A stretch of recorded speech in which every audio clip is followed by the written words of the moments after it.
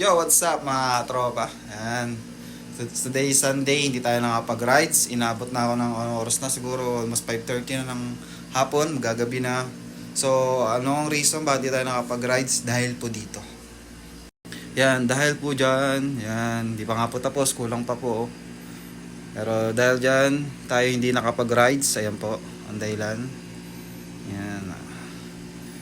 Yan, oh, may short tayo doon.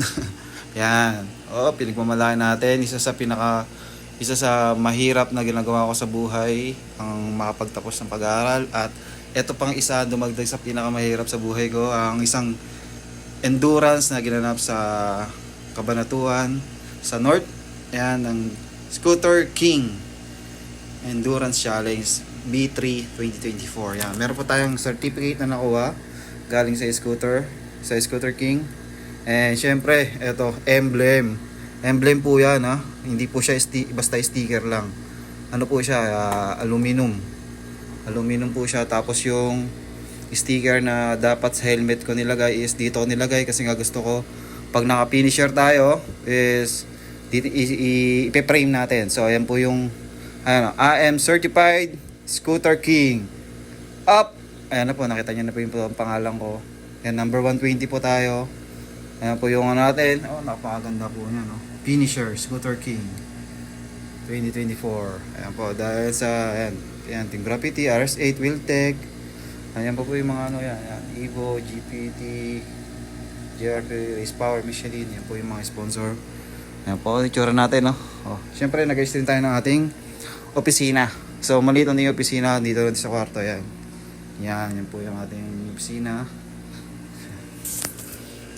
Yung, no? Po. Opisina natin na puro gamit sa ilalim. Ayan.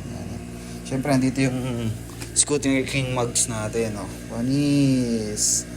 Diba? Dahil dyan, natuto ako magkape. Siyempre, yung mga sapatos natin, ayos natin. Ayan. Dahil po yan. Siyempre, nag-ayos tayo ng wall. Nag-ayos ako ng wall. Siyempre naglagay na rin tayo ng carpet doon sa side ng pinaka-opisina ko. Yan po, pinaka-opisina ko po yan. Yan po. Sa pinaka-opisina ko po, may mga ganyan pa po. Diba? Yan. Yan, dito nakupo ako dito sa may side ng aking pinaka-opisina ko. Working place ko. Yan.